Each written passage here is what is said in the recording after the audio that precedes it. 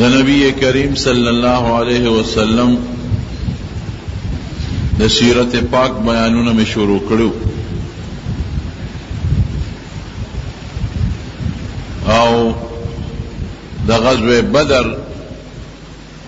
چې کوم مشهور غزا لومبه د نبی علیہ السلام شوی د هغه بیان می کړو. د بدر په غزا کې کافرو ته یو ډېر مضبوط شکست ملو شو.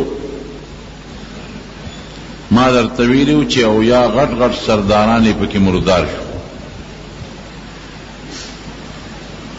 نو د مکې کافر پشمیر کې زیاتو د مسلمان نه او ټول مسلح او بیم دومره خطرناک شکست مونته نو دی ډېر زیات پاغې خپو پریشان و. دغه زمانہ کې د مکې چې کوم سردار او ابو سفیان نوم ورستو مسلمان شوی دی ډېر زیات پریشان و. هغه د بدر نه پس قسم وخوړو چونکه خو تجارتی قافلې سالارو جنگ کې شریک شوی نو هغه قسم وخوړو وی تر سوچ ما د مسلمانانو نه دا بدل نه غشته هغه پورې بزر نوې جامې ناچوم غسل بنکوم بی بی ته بنزدې کېږم نه.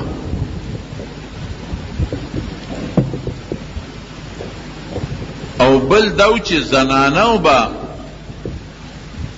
د سړو ته د کافرانو سردارانو خاوندانو ته پیغورونه اچول بے خوندو تاسو زر کسان به مسلمانان 314 اغي سره وصله نه او تاسو ټول مسلح و او بیم دنه او یونی ولا او یا در کې مردار کړو تختې ده دا پیغورونه به ورکو تاسو بنگړي باچول یو کړ تاسو غسړی نه خزو به هر خاون له پیغور ورکاو ته څنګه ډوډۍ خوري ته څنګه وبس کې تعالی شرم ناراضي شرمېږي نه حیا نه درځي نو کلوی لوی سرداران او یا قسم مردار شوی او چې کم د دینه پس ابو جهل نه پس سردار شو هغه ابو سفیان دی هغه قسم کړی دی چې زه به تر هغې پورې جامه نه وینا چوم لام بم بنا سر کې به ګومنځم نه وام تر څو چې ما بدل نه غشتي نو یو میټینګ یې وکړ خپل منځ کې. بل دا دی چې مسلمان سره جنگ وشو نو د دوی ټول پروګرام خو د شام په تجارت او مکه کې خو نه غله کیږي او نه پکې فصل کیږي نو د شام لار خو د مدینه شریفه سره په نږدې تیریږي دغه تجارت لارم به بند شو. بل یو لار د تجارت وا په عراق باندې شام ته خو ډیره خطرناک او ډیره اوږده وه نو دا لارم په دوی بند شو تجارتی د ښځو پیغورونه هم دي لوی کافر هم ته سرداران هم مړه شو. یو میټینګ یې وکړو. میټینګ کې تجویزونه راتلل چې دوه خبرې دي یا خو به زو د خپل بدل باخلو یا به ځان ختمو او یا به مسلمانانو سره جوړه کوو ځکه زمونږ د تجارت لار زمونږ اوس بنده ده دا موجوده غلبه سورج پس ختم شي سبا کو یا به جوړه کو په جوړه کې زمونږ بېعزتي را خو خپله بېعزتي به برداشت کو او یا به خپل بدل او انتقام لو جنگ بکو. نو عرب خوی غیرتیان وینه جوړه خو نه کو دی کې خو زمونږ بېعزتي ده چې او یې را لمړم کړل او یې را نه بوم تلل او د هغې پیسې را نه واخېستې او بیا به هم جوړه کو بس دا دویمه خبره به کو چې جنگ کو. جنگ خو په پیسو کېږي او د مسلمانانو په کلي ورتلل دي نو بار میدان کې جنگ اساني او د چا په کلي چې وردی نو جنگ ګراني هغې له د وسلې ضرورت دی او د کسانو ضرورت دی. نو د بدر چې کومه قافله وه د تجارت چې د کمې د وجې نه تاسو ته ما ویلو جنگ شوی و د هغې قافلې چې څومره ګټه وه وی دا نه تقسیمو دا ګټه به مونږ په جنگ ولګو په دې به ځان له جنګي سامان والو په دې فیصله وشو او په غیر چاپیره قبایلي علاقو باندې وګرځېدل او جړل به مرثیې به وي ځان له مرګري راغونډول چې مونږ ته خلک مونږ سره مرسته وکړي د چا چې دوست وي وروره ما سره به ځې، د چا به پلار و، د چا به د هغه دوست به و، د چا به رشته دار و.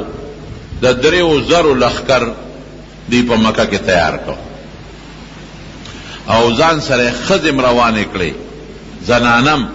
زنانې دې دپاره روانې کړې چې یو خو د زنانو د وجې به موږ جنګ ښه تیز کوو، ولې که موږ تښتو نو مسلمانان به رانه ښځې بوځي، لوڼه به رانه بوځي، نو د دې ښځو لوڼو د وجې نه به موږ لږ په غیرت کې راځو، نو موږ به مضبوط جنګ کوو. او بل د ښځو به ورته مرثیې او سندرې وې او د بدر د هغه مړو مرثیې به وې، نو دوی به راکې جوش پیدا کوي. دا فیصله وکړله حضرت عباس رضی الله عنه دغه وخت په مکه کې و، پټ مسلمانو، ښکاری غږ نه کو. هغه یو خط ولیږه نبی علیہ السلام له راولېږه، یو قاصد له خط ورکو، وی چې څومره تیز تللی شي نو دا به مدینې منورې ته ځې او زما ورواره ته حضور پاک ته به دا خط ورکې. خط نبی علیہ السلام ته راورسېد. خط کې ورته حضرت عباس رضی الله عنه ټول تفصیل لیکلیو چې صاحب ډېر مضبوط تیاری یې کړی دی، تقریبا 3,000 کسان دي، ټول مسلح دي او پریدي نه بس ځانونه وجني یا به تاسو وجني، ځکه ځان سره لوڼه او ښځې روانې کړي دي. د عتبه لور وه او د هغې نوم هنده و. عتبه د مکې په سردارانو کې لوی سردار و، بدر کې مردار و. رور یې مردار شوی و شیبه، د عتبه زوی مردار شوی و ولید. نو دا هنده د عتبه لور ده، پلار تره رور دی مړو، دام ډېره پیش وه، بادره ښځم وه. او د موجوده چې کوم د مکې سردار و حضرت ابو سفیان د هغه ښه بیبي وه، هغې وې زم ښځې ځان سره روانې کړه، په ډېر لوی جوش کې روان دي. حضور پاک مبارک ته چې خط راورسېده، هغه په مسجد نبوي کې د خپلو ملګرو میټینګ راوغوښت. کم چې نوجوانان لکانو بعضې بدر کې نو شریک او د بدر د غزا په قرآن شریف کې کم فضیلتونه رالل او بیا د بدر د شهداو چې کم فضیلتونه قرآن شریف کې رالل. لا تحسبن الذين قتلوا في سبيل الله اموات، د خدای لار کې چې کم خلق مړه دي دوی ته مړه مو وایه، بل احیاء عند ربهم یرزقون، دا جمدي دي خدای سره دي، روزي ولا خدای ورکوي. داسې نور ناشنا د بدر د شهیدانو د غازیانو متعلق په قرآن شریف کې آیتونه نازل شو، نو چې کوم نوجوانانو هغوی جوش کیو، هغوی وی سیب باروزو ورته میدان ته ولوزو، جنگ کو، که مو ګټه وکړه بیا زمونږ فتح مومون ته بیا زمونږ ګټه ده، او که مونږ مړه شو نو بیا زمونږ ګټه د شهادت دی، د مسلمان په دواړو کې خیر. بعضې کسانو رای دا و چې نه صاحب نوزو، هغوی ډېر ګڼ دي او ټول مسلح دي، او مونږ به په دې خپل کلي مدینه منوره کې پاتې شو، نوزو بار ته. که دوی به راشي بار به موده دیری اخر به تنګ شي، واپس به ځي. او که په کلي حمله وکړه نو مونږ به دروازې ځان سره پسې بندې کړو او په کوټو به ورته وخېږو، په غشو به هم اولو، په کاڼو به هم اولو، دلته به زمونږ ښځې په کاڼو ولي، زمونږ بچي به هم په کاڼو ولي، په خپله به وتښتي. په لارو کوڅو کې به خواره واره وي، تر کومې پورې به دوی یو ځای وي، مونږ به ورسره په تورو جنګ وکړو، ښځې به په کاڼو ولي تښتي به. دې مشوره کې عبدالله ابن ابی چې کوم د منافقانو لوی سردار دی اپا کې موجود دی. دی خو منافق ظاهر کې ځان مسلمان ښکاره کړی و، منافق دین په مشوره کې موجود دی. هم وایي چې صاحب زمونږ یو زوړ عادت دی چې په مونږ مدینه چا حمله کړې ده او مونږ بار اوتیو نو مونږ ماته مونتې ده، او که په کلي څوک راغلی دی نو مونږ ګټه کړې ده، نو نوځو. څوک وایي اوزو، څوک وایي نوځو. مدینه منوره کې دا میټینګ دی مسجد نبوي کې، حضور پاک مبارک پاسې د روغږی ونه کور ته ننوت، چې ننوت صحابه وی مونږ غلطي وکړه. پکار دا و چې مونږ نبی علیہ السلام ته خپله خبره سپارلې وه چې صاحب ستا چې څه خوښه یې هغسې کوه. نو مونږ خپل منځ کې څوک وایي زه څوک وایي نه ده، نبي علیہ السلام مړو پرې نه ښود چې هغه خپله ری ښکاره کړي. دې کې حضور پاک زغرې چولې وې دوه او راووته. وی صاحب مونږ معافي غواړو، مونږ تا لاړو، اختیار د مشورې در نه کړه، خپلې فیصلې مو وکړې، خپلې رای مو ښکاره کړې. صاحب چې ستا څنګه خوښه یې هغه وکړه. کوی چې وځو نو ځو، او کوی چې نه پاتې کېږو دلته نو هم پاتې کېږو. نبی علیہ السلام وفرمایل وی پیغمبر چې کله زغره واچوي هله به یې کوزوي چې جنګ وشي. موږ زغره اچولی او د الله نوم به والو، د الله نه به امداد وغواړو. انشاءالله الله به مونږ له مرسته کوي، مدد به کوي. څنګه چې په بدر کې مونږ بې سر و سامان و هېڅ هم نو، رب العالمین زمونږ مدد کړی دی. دې کې به م الله زمونږ مدد کوي. ځای چې ځو د زرو کسانو صحابه و لښکر د مدینې منورې نه راووت. کافر 3,000 دي، مسلمانان 1000 دي. د مدینې منورې نه چې راووتل یو ځای دی، اوس په هغې یو جومات جوړ شوی دی، مسجد مستراح ورته وایي. حضور پاک هلته لږه دمه وکړه او د خپل لښکر معاینه وکړه او اعلان یې وکړ وی چې کم انسان د 15 کالو نه عمر کمی ادې واپس شي، که بالغ دی او که نابالغه دی، خو 15 کلن به ما سره په جهاد کې شرکت کوي، او چې د 15 کاسو نه عمر کمی ادې واپس لاړ شي. نو چې چا عمر 14 14 هغه واپس کړ. یو صحابي دی حضرت رافع ابن خدیج رضی الله عنه، کله چې حضور پاک داسې په لښکر نظر اچاو نو دی په خپو په دې نوکو ودرېد او ځان یې داسې اوچت کړ چې ماونه باسي او جنگ کې مې پرېږدي. په دې نوکو شو ځان یې اوچت کړ. نو پیغمبر علیہ السلام پہ تیر شو او دی خدا نے لوڑ ښکاره کړو نو وی نه وستو. نو حضرت یو بل صحابی دی حضرت سموره ابن جندب رضی اللہ عنہ هغه د سپ نه میدان ته راووتو. وی دا الله رسوله وی دې واپس کم او رافع دې پرېښود، ما هم ځان سره بوزه. نبی اسلام هم حیران شو. وی صاحب زه پې تکړه یم، ګنې ماله دې په پردونو راشي، که زه یې راوپرځولم بیا دې دې زه به نه ځم، او که ما راوپرځو نو چې دې بوځې بیا ما ولې نه بوځې. نو حضور پاک د خوشطبیعتۍ د وجې نه دواړو ته وی را میدان ته شئ، په پردونو ورشئ. چې دواړه سره په پردونو شو نو دا سموره ابن جندب لګي شو، هغه رافع یې راوپرځو. وګوره صاحب راو مې پرځو چې دلې دې اجازت ورکړه، ماله به مې اجازت راکړې. وی ښه ده ته هم پکې راځه. دومره شوق و په هلکانو کې، 14 کلنه هلکانو کې دومره شوق و او دومره د هغې په زړه کې هغه جذبه وه، دومره د هغې په زړه کې هغه مینه وه، هغه محبت و او د حضور پاک سره مینه وه. حضور پاک لال د احد غر د مدینې منورې سره نن سبا د مدینې په حدودو کې داخل دی. هغه زمانه کې د مدینې شریفې نه 3 کیلومتره بار، اوس خو بالکل مخامخ دی، اوږد غټ غر دی، مشرقي او مغربي جانب کې تقریبا 4 میله اوږد دی. په شمالي جنوبي کې هم غټ دی، خو په مشرقي مغربي جانب کې 4 کیلومتر اوږد غر دی. کافران راغلي د دې غر په خوا کې پراته وو، ځان له خیمې خښې کړې وې او چې کوم اعلا د اوبو ځای نه هغه هغوی نیولي مخکې نه راغلي. نبی علیہ السلام چې څنګه احد ته ورسېده، د احد دې غر ته، نو نبی علیہ السلام مبارک د خپل لښکر ترتیب برابر کړ. بادشاہ د مسلمانانو یا جرنیل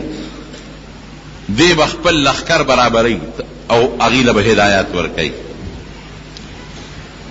نو هغه محل وقوع داسې وه چې یو طرف ته د احد لوی غر دی، چت غټ غر دی په هغې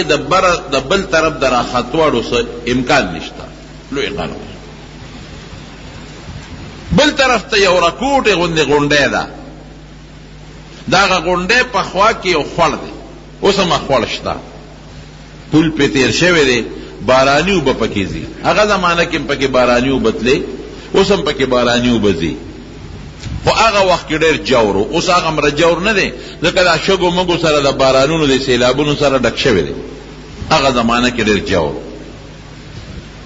نو نبی علیہ السلام او کافران خو مخامخ یو میدان کې دیرو نو حضور پاک ویریده چې اسنه د دې کافرو سره په جنگ شم او دا کافر په دې خوړ کې چتا پټ راشي او د شان په مونږ حمله ونه کړي نو 50 کسان د غشو وشتونکو والا تیرانداز مقرر کړل مشر والا عبدالله ابن جبیر رضی الله عنه کو او هغې په هغه وړه غونډۍ باندې کینول دې دپاره چې ستاسو د دې غونډۍ په دې ویښ کې چې دا کم خوړ دی تاسو به مهرباني کوئ د دې خوړ څوکۍ به کوئ چې اسنه په دې خوړ کې پټ چې د کافر راشي د شانه په مونږ حمله ونه کړي نو تاسو او د کافرو سکیم هم دا و هغې داسې ځای نیولی و چې مسلمانان په داسې علاقه مونږ سره په جنگ شي نو مونږ به یو رساله تیاره کړې وه د اسونو لښکر او خالد ابن ولید هغه زمانه کې لا کافر و هغې وله مشر کړی ورته یې وی چې ته به دا مهرباني کوې چې په دې خوړ کې به په اسونو باندې خپل لښکر بوځې مسلمان به مونږ سره په جنګي نو شانه به راوخېږي نو په مسلمانانو به حمله وکړي نبی علیہ السلام په هغه غونډۍ 50 کسان غشو ویشتونکو والا مقرر کړل عبدالله ابن جبیر یې والا مشر کو وی ته به د دې دفاع کوې چې په دې خوړ کې تا نه څوک رانی شي او مونږ جنګېږو مخ په مخ او د شا نه څوک حمله ونه کړي ډېره ښه جنگ شروع شو هلته کافرانو ښځو خپلو خاوندانو ته او خپلو وروڼو ته او خپلو پلارانو ته مرثیې ووې او چې کوم مړې په بدر کې شوي هغه ورته را یاد کړل او جلاګانې وکړې ښه وجړل او ښه ګډې شوې ورته شرابونه یې مسکل او ډېر جوش کې دي قرآن شریف کې الله تعالی فرمایي الم تر الی الذین خرجوا من دیارهم وهم الوف دا کوم ځای کې راځي بطرا ورئاء الناس خلق دا هغه خلق کافران چې جوش سره او په کبر راوتي دي ته نه ګورې دوی ته شرابونه یې ښه وڅکل او ښځې ورته ګډې شوې جوش یې پکې پیدا که او سار وختي جنگ شروع شو لومبې چې کله جنگ شروع شو الله د خپل وعدې مطابق مسلمانانو له فتح ورکړه خو چې نبی علیہ السلام هغه 50 کسه مقررول هغې کې چې کومې مشر و عبدالله ابن جبیر نو هغه له هدایات ورکړل ورته یې ویل تاسو به د دې غونډۍ نه بلکل نه کوزېږئ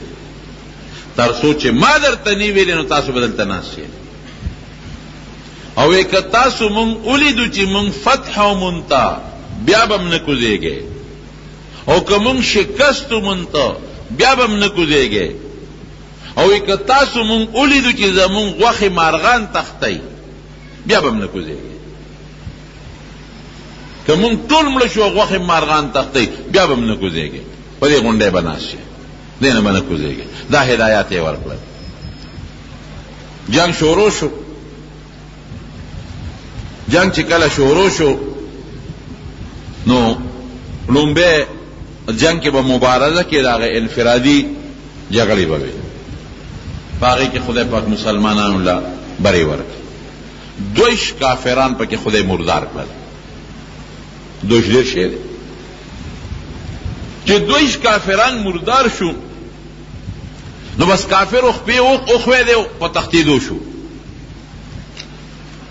نو چې سړی دروند دی نو منډه نه شي والی نو چې چا سره به توره وا به هم غورځوله منډه به یې واله که چا سره نیزه وا به هم غورځوله منډه به یې واله بس مسلمانان خو پېښ شو چې کافر خو وتښتېدل څوک غر ته ختېدل څوک اخوا تښتېدل نو مسلمانان لګیا شو غنیمتونه یې راغونډول هغه تورې غنیزې د دوی نه چې کم مال پاتې شو امال راغونډئ یو صحابی فرمائی بخاری شریف کی حدیث تے وی دا کافرانو خز ما پا خپل اولیدے چه خزو منڈے والے او پا غر کے خطے او دا خزو پا دے نالو کے چه کم داغی پازیبونو پینزیب چه چه وی امم لیدل منڈے وی خزے لگیا دی تختی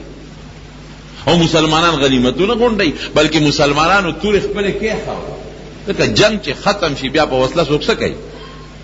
مسلمانانو تخکاره چې کافر ټول لاړل تختیدل خدای مو تختیدل او غنیمت ته نو تورې دې په دې باندې ودرولې او نيزه خپل کې خاو دې اسونه خپل چا سره چې وغه ودرول او لګیا دي مسلمانانو غدا کافرانو غنیمت مال راغونډي دې کوم فائدې چې دا تورې راغونډي کو اسنه بیا جنگ شروع شنو چې مال خودم په قبضه کې ګر پغونډه چې کم 50 کسان مقرر هغه خپل مشر ته وی عبد الله ابن جبیر ته په کوزي غنیمت با مونږم راغون امشر ورته وی ولې تاسو ته د حضور پاک خبره نه ده یاده چې نه به کوزيږي هغه وی بالکل ویلې دي خو خدای جنگ کې کنه جنگ اوس ختم شو بدل تسر اختلاف د دواړو جوړ شو دی وته وی نه جنگ او غیر جنگ خبره نشتا خو چې ترسو ماته نبی علیہ السلام نیویل زخو نه کوزیګم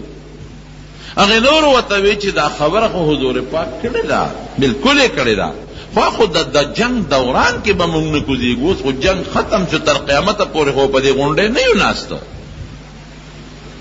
چې به موږ به همیشه ناسو هغه دي صحابه لګیا دي غنیمتونه غونډي خزر کافرانو تختې دي سړی لاړل تختې ده نو جنگ ختم شو نو چې جنگ ختم شو په غونډه سکو مونږ باندې څه غنیمت راغونډو کنه دا مشر وته و چې تاسو کوزيږي کوشه ما ته خو چې ترسو نبی علیہ السلام نه ویل زه نه کوزيږم دغه دا غوي سره خپل منځ کې لګ تو مې اختلاف راغی سالويخ کا سترا کوشو لس پاتې شو خالد ابن ولید د لور زین اندازه واغشتا چې غونډه خو خالده د دې نمخ کې د دوه درې اٹیک په خپل کې کړی دي چې په خپل کې براشم د شانو په مسلمان حمله وکم خو دی خو 50 کسو غشي وسره دی و تنبول او تختیدل بیا به اٹیکو کو دی په پښو بیا وشتل بیا به تختیدل هغه چې وکتل چې غونډه خو تقریبا خالده راشه موقدا نو هغه فورا خپل د اسونو فوج را جمع کو او په خپل کې کوشو او را عمله شو چې څنګه را رسیدل دی غونډه لا دی په پښو بیا گزارونه وکړه او اوس دی وخت کې خودي لس پاتې دي سلوختی کو شوی دي نو غشي کم وا په غنو نو خوندې نه کو نو دی غریبانان ورپسې د غونډې نه کوشو دی ته خو پتا وا چې کدا د اسونو لخر په مسلمان ورغی مسلمانان خو لګیا دي بیغم دي تورې خودي دي غشي خودي دي نيزه خودي دي سامان را غونډي خدا ټول بدل ول کی نو دا خواران ورته کوشو پاغه خور کې او تور سره وته درېدل چې دا د خالد ابن ولید د اسونو لخر منکی اپې ګڼ وو پسې د اسونو نه را کوشو جنگ وشو د الله صحابه خو پاغه خور کې شهیدان کړل لاس والا خلال شهیدان چې دا لاس والا شهیدان شو نو میدان وته خالیو د شان رالل او پاسونو سواره دا په جنگ کې د پیاده فوج په نسبت ډیر بیا تکړای استه وسره نظر وسره توره ده دی خو بزان بچکی تختی اسغلول شي بل وجل شي مسلمانان لګیا دي هغه خو غریبانان وای چې زمونږ د شانه په غونډه 50 کسان دي زمونږ دفاع کیږي هغه څه خبر دي چې سلويخت کو شوی دی او لس شهیدان شو هغه خو بیغمه دي چې غونډه باندې زمونږ مرګري زمونږ دفاع شتا د شانه اسم نشتا توری خودی دی او غنیمتونه غونډي دی وخت په د خالد ابن ولید د کافرو د اسونو د فوج ورغی او شروع یې په وکړه صحابه چې ګوري بس شهیدان کیږي یوم شهید کیږي بلم خدای دا شو دومره hebat په صحابه وراغي چې په یو بل غزارونه شروع کړل کافرانو پکې اوازونه شروع کړل دا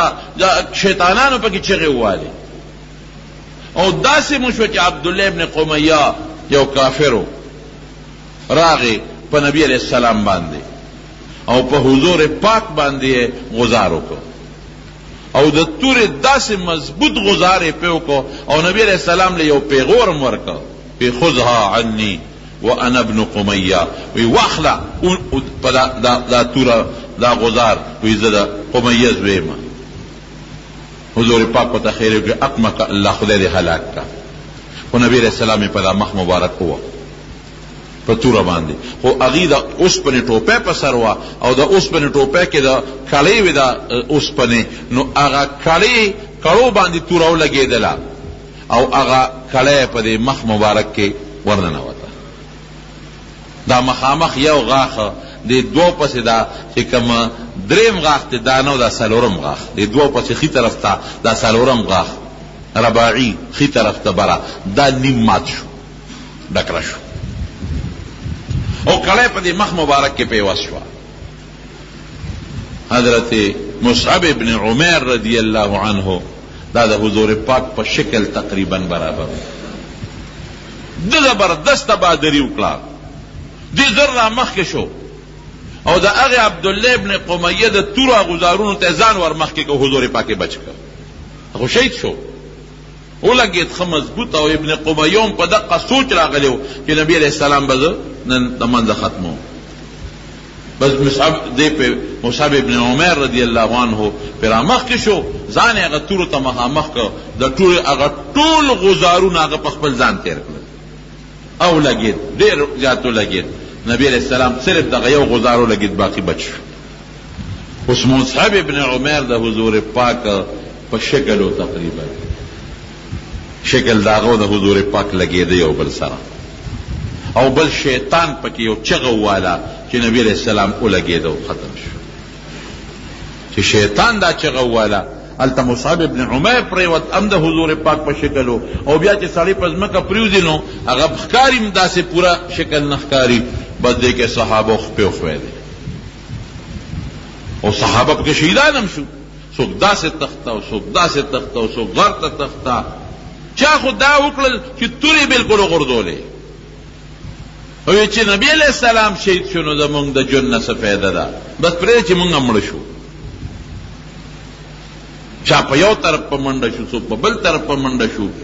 او حضور پاک نه دا وینې ډېرې تیزۍ سره روانې دي ډېرې تیزې وینې ترې روانې دي تر دې حده پورې حضرت مالک ابن سنان رضی الله عنه راغی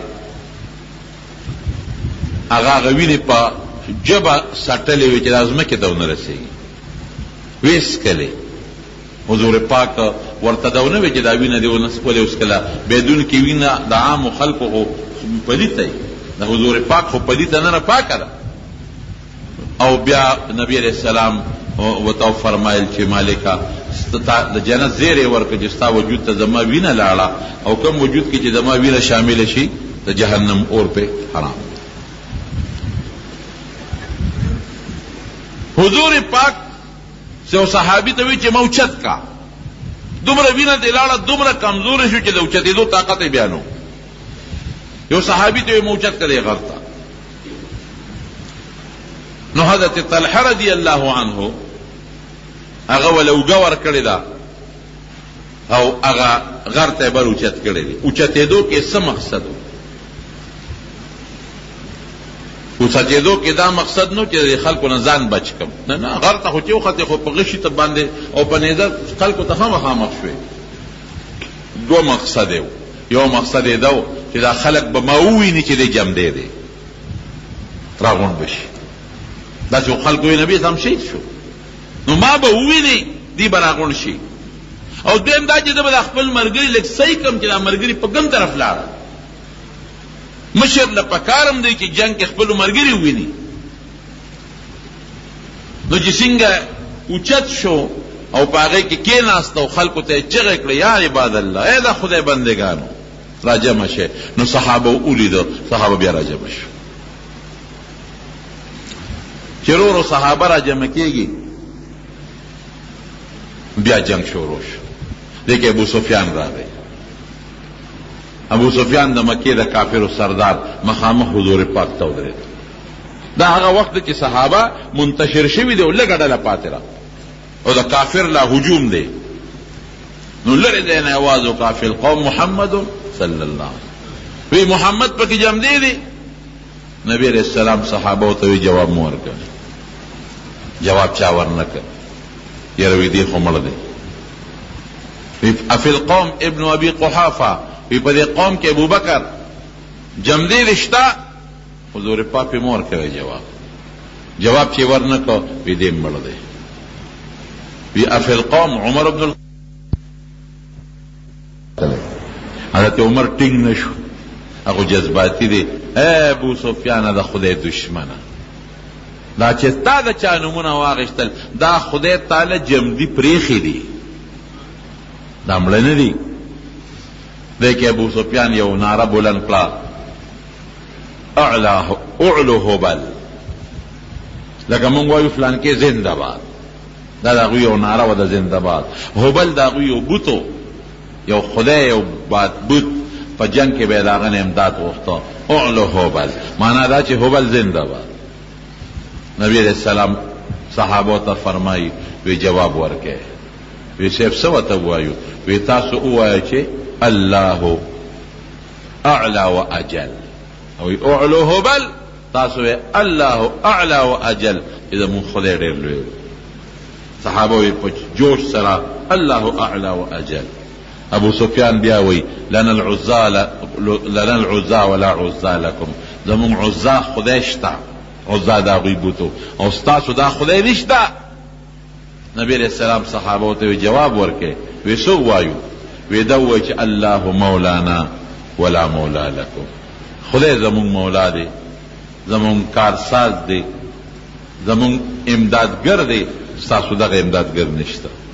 بیا ابو سفیان یو आवाज وکړ وی تاسو په مړو کې مسلوینه ستاسو د بعضې مړو نه مونږ پوزې پرې کړي دي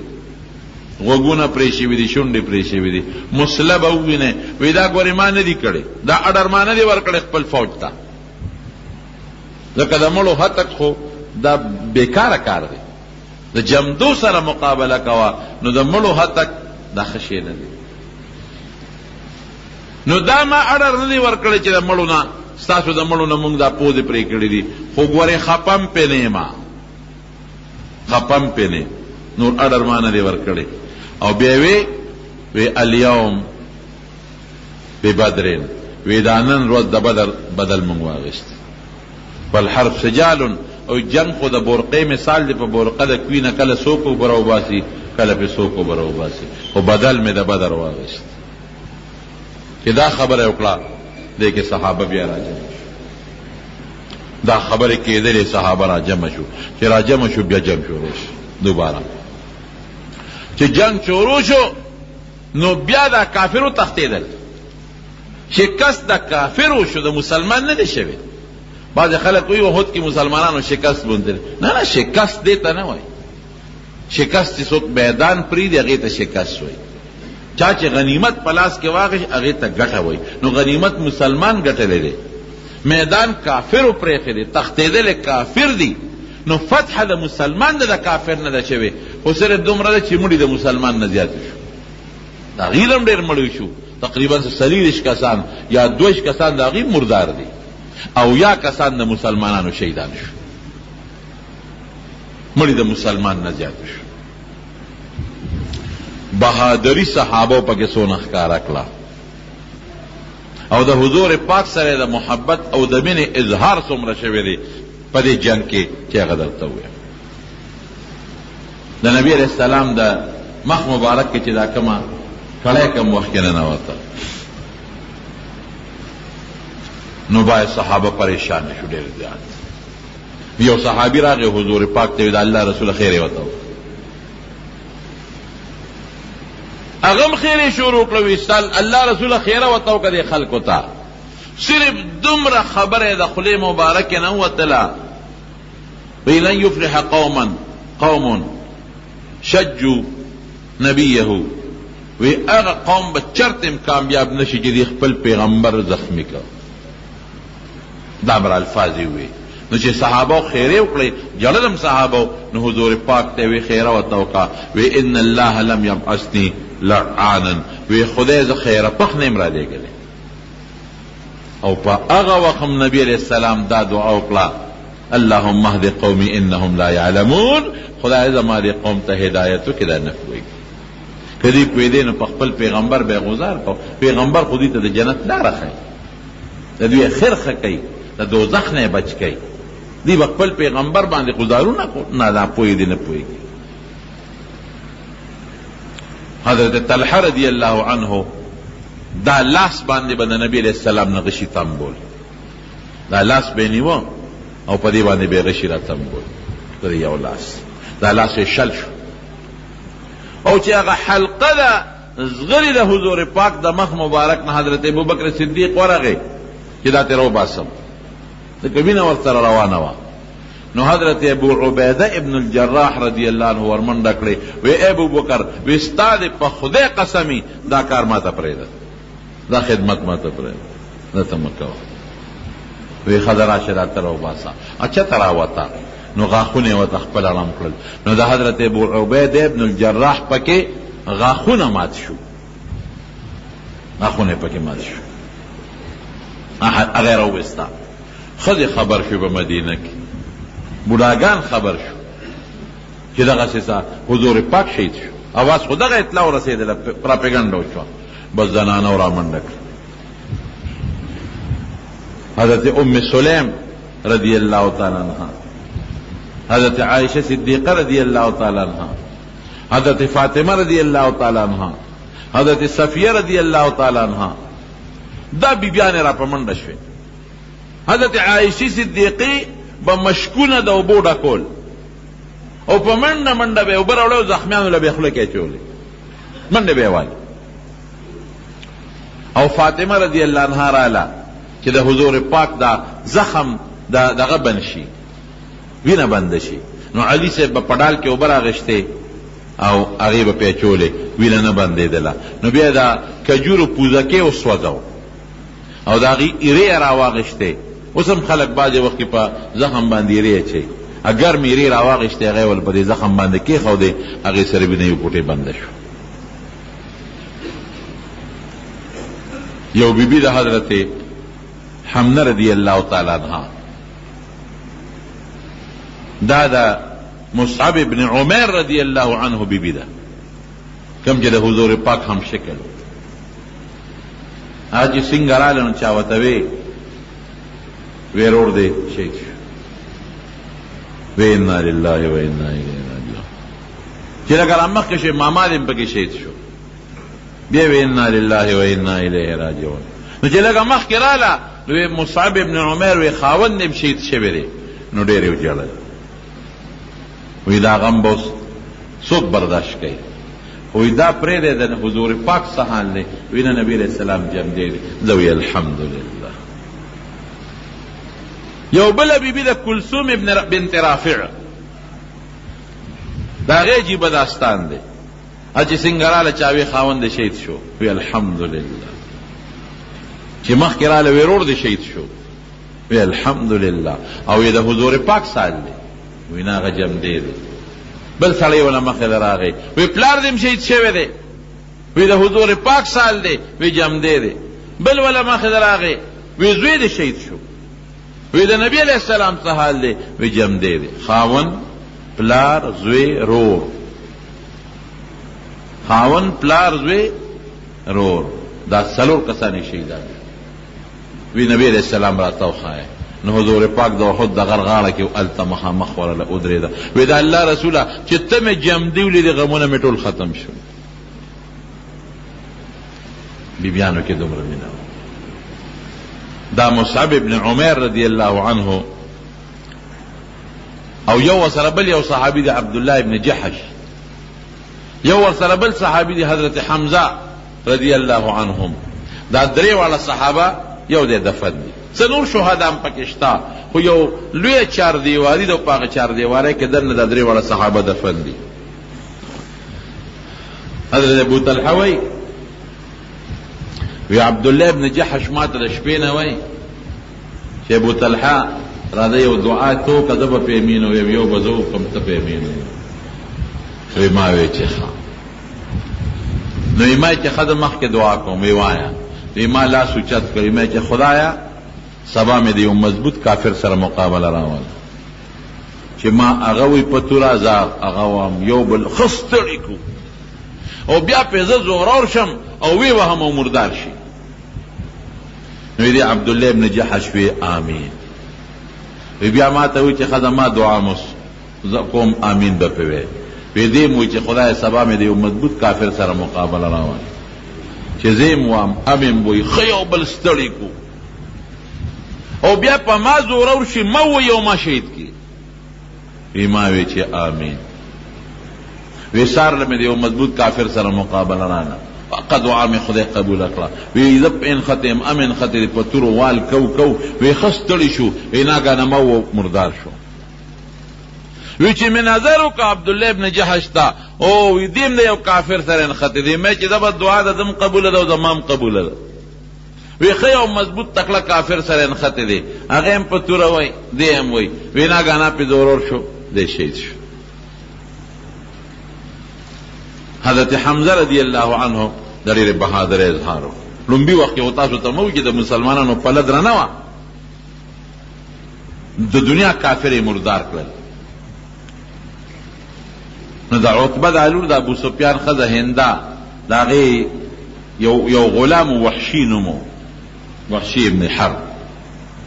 هغه سره خبره کړې و وی کتا زما د پلار بدل واغشته او حمزه دی شهید کړ. ځکه حضرت حمزه د دې پلار د حضرت حمزه رضی الله عنه په لاس په بدر کې مردار شوی حمزه دی شهید کړ. نو تا به زه په څه طریقه آزادو. وحشی وی په خپل رضی الله عنه مسلمان دی. وی ما سره وړه نیزګی و حربه وته پاره به کې وی دی په وخت کې یو غټ کانی شاته پټ ناستو. وی مې چې حضرت حمزه په دې تیرېده زه په دې غزار کوم مخامخ واغله سوق نشو ورتلی. وینا غانا دې زما خواله را وی چې راغی بس هغه نیزګی مې اونیوه او غزار مې پیو کورو مې وشتا. بعض خلکو په جنگ کې په غشو وشتل کول بعض په دې نیزګی وشتل کول وی مې ورو وشتا. وی بس دا سره صاحب په دې نوم لګیدا په دې نوم باندې چې دا نیزت شاته وتا نمبر 13 وی ما پسې ګواخ وکړ خو بس را پریوت افاقی کې شهید شو.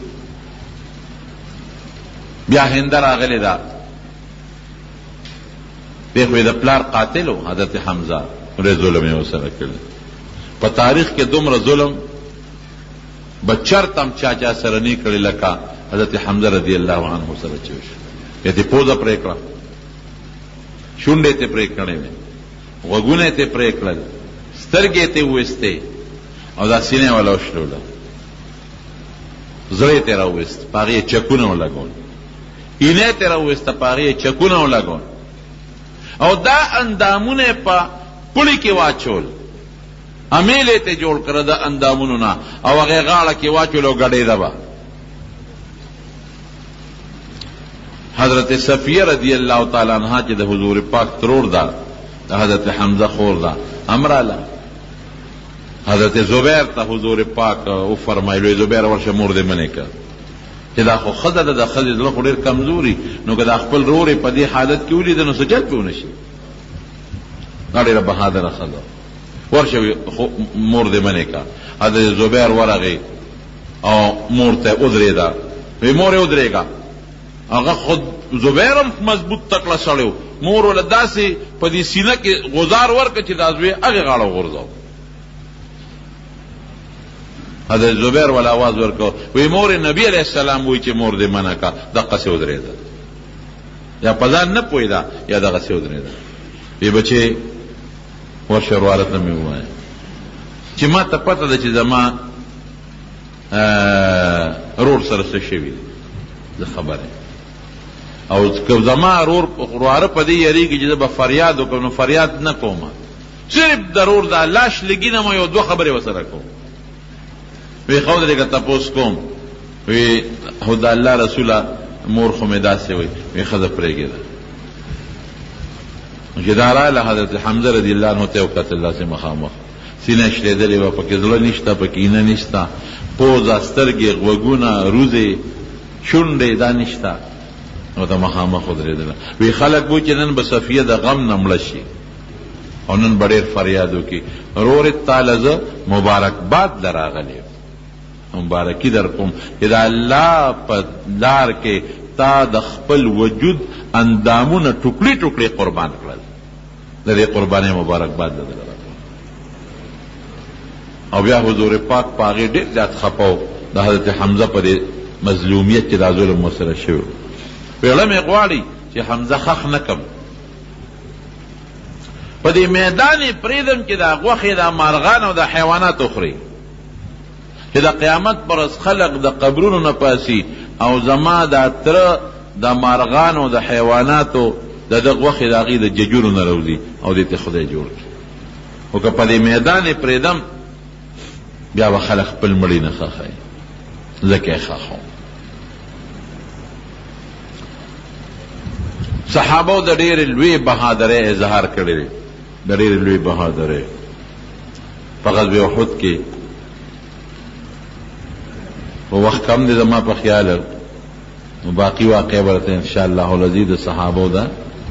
بهادرۍ په آینده جمعه کې انشاءالله العزیز بیان که زندګي وي، او د دې واقعې چې کم مقاصد دي او کم اغراض دي او کم غرض دپاره مې شروع کړې ده، هغه به انشاءالله درته آینده جمعه کې بیان کړم. دعا کې رب العالمین زموږ د خیر او د برکت زندګي نصیبه کړي. نو خود چې کم شهدا دي الله تعالی ول لوی درجات ورکړي، خو موږ هم سوال کوو خدای پاک د جنت لوی درجات یې نصیب وګرځوي. دغه صحابو د قربانو په برکت باندې دین موږ ته رسېدلی دی، خدای دا قربانۍ نصیب وکړي، هغه اجرونه ورکړي، او کم تکالیف چې دا الله په لار کې دي تیر کړي د هغې اجرونه او برکتونه نصیب کړي. پروردګاره ته زموږ د دواړو جهانو خیر نصیب کړي، د حضور پاک راوړل شوي دین ټول امت کې خدای خور کړي، دم د فتنو او آفتونو مصیبتونو په حفاظت او په امان کې وساتي. مردگانو ته دعا وکړئ چې تېر هفته کې بعضې کسان وفات شوي دي، نارینه او زنانه الله د ټولو مغفرت نصیب کړي. رب العالمین که څوک مریضان دي ته وله شفا ورکړي، روغ صحتونه وله ورکړي، د حاجتمندو حاجتونه پوره کړي، او که د چا یو بل سره روانې دشمنۍ طرفګنۍ وي هغه له په روغو باندې بدله کړي، په یو یو قدم مونږ له نیکۍ او جنونه راکړي، او تم د دین او د دنیا د دواړو برکتونو او خیریتونو نصیب وګرځولی کړي. اخر وخت کې په دا کلمه نصیب کړي لا اله الا الله محمد. ګرانو محترم اوریدونکو، د شیخ الحدیث مولانا محمد ادریس صاحب دا 560 نمبر کیسټ ډک شو، په دې کې تاسو د جنگ احد بیان واورېده. دا به تاسو ته پېښور ښار کې بیرون کچرې ګیټ اشرف روډ سره فقیر خان ناصر خان کیسټ هاوس کې د ناصر خان او حیدر خان سره ملاویږي. د دین علاوه د شیخ الحدیث مولانا محمد ادریس صاحب د هر جمعې تقریر به هم تاسو ته د دې دکان نه ترلاسه کیدی شي. ټلیفون نمبر دی 255 29 12. حضرت زید ابن حارثه رضی الله عنه دی د حارثه زوی دی او د مور او پلار نه چا تختولیو. هغه زمانه کې چې به ماشوم او تختونو خرڅو به په یو بل د غلامان به خرڅېدل.